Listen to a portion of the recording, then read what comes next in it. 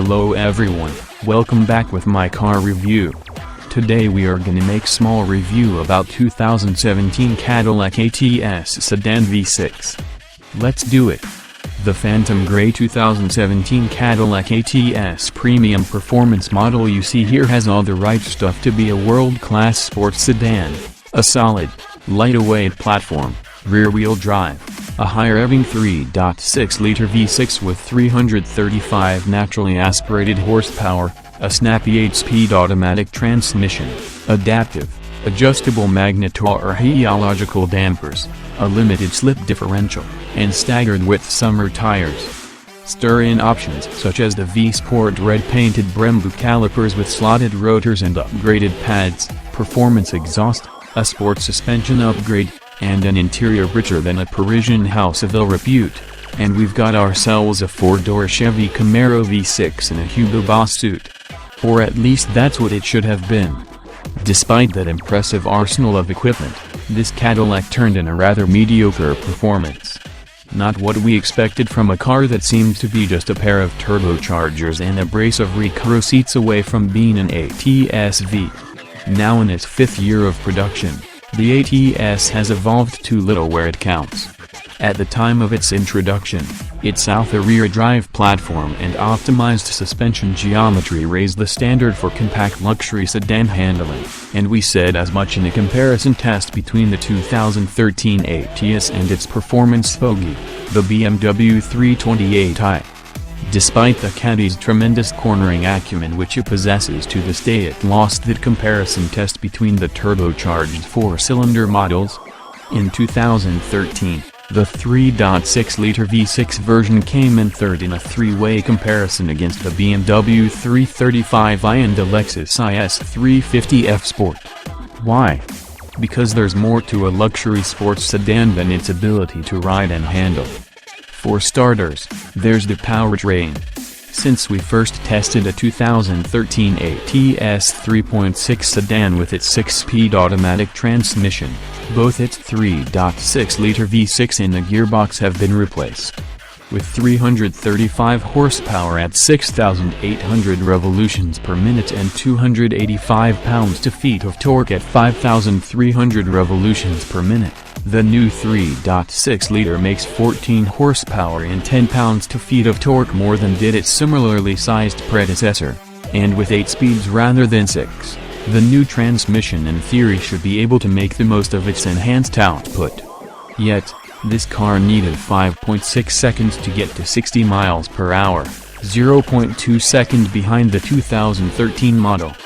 The same gap is found at the quarter-mile mark, which the 8-speed ATS hit in 14.2 seconds at 100 miles per hour. Perhaps more worrisome, its 0 to 60 mile per hour time was also 0.2 seconds slower than the ATS 2.0 TAWD we tested last year, a car that weighed 9 pounds more than this one. The 8-speed, it appears, has been geared and calibrated with far more interest in fuel economy than in performance. Blame, too, the V6's lack of low-end torque, being 10 pounds-feet shy of the peak figure produced by Cadillac's turbocharged 2.0-liter 4 and far behind the higher performance variants of its competitive set, such as the BMW 340i, the Mercedes-AMG C43, and the Infiniti Q50 Red Sport 400. With more abundant torque at lower RPM turbochargers, each of those cars easily makes the 0 to 60 mile per hour hustle in the mid 4-second range and offers better mid-range power than the ATS 3.6, which must be wound nearly to its 7,000 revolution per minute red line before it feels like it's on the boil. That's a task we rather enjoy in, say, a Camaro V6 1 with a manual transmission, but in this car, it's somewhat out of character. Sure, the ATS has shift paddles, but few will want to use them all the time. Speaking of the Camaro, in that car the same V6 emits a sound that we've described as a heady tenor snarl, but this Cadillac's performance exhaust system, a $1,650 option, produces more of a drony blat, and that blat is too loud. From outside, however, the car sounds badass. Remember the old Infiniti G35? Yeah, kinda like that. The chassis, though, is as competent as ever. This example came with every conceivable performance enabler, and we'd hoped that it would help the Bridgestone summer tires hold onto a 300-foot diameter circle with more than the 0.90 grams of lateral grip we measured on the skid pad. Still, 0.90 grams remains at the competitive end of the sports sedan spectrum. More to the point, it felt right with perfectly weighted steering and little perceptible body roll. Braking also was impressive, with the ATS requiring just 156 feet to stop from 70 miles per hour, among the shortest distances in the segment. What didn't feel right was the ATS's packaging. Undeniably dressy, the ATS is nonetheless graying at the temples, turning 0 heads as far as we could tell. The dashboard remains a mishmash of capacitive touch sliders and buttons on which one is never quite sure where to press on the silver parts or on the shiny black regions just above them.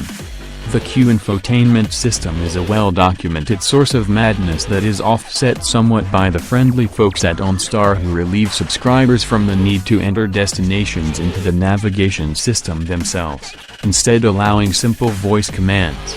Also on the plus side, the clever, if confusing at first, hidden storage bin behind the motorized central dash panel contains an inductive charging station as well as a USB port.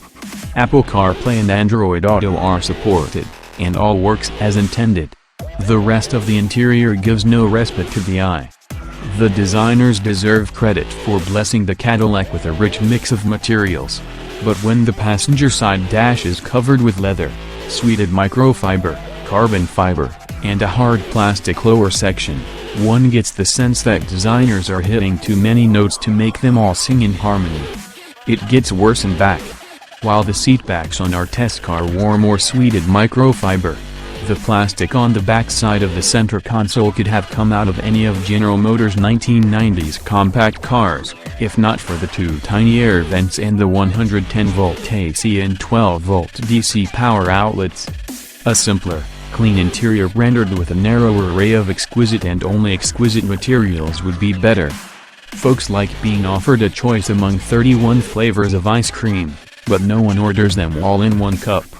The ATS already had a mid-cycle refresh in 2015, but Cadillac missed that opportunity to take this car to another level. It made cursory exterior changes and only slightly alleviated the issues with the Q interface. It didn't even rid the car of that dust-attracting piano black trim that looks so good in designer sketches but cheapens the cabin once the fingerprints, scratches, and debris inevitably accumulate. A complimentary Cadillac-branded dust cloth is not a solution. The ATS was conceived to beat the BMW 3 Series, and when it was launched in 2012, it almost did. But it never actually has, and the narrow margins by which it missed the mark 5 years ago appear to be widening, to say nothing of the fresher challengers such as the Jaguars, Audi A4, Mercedes-Benz C-Class, and more. As it stands today, the ATS remains an awesome chassis topped by a good, but not great, design effort. Maybe next time out, it really will be best in class.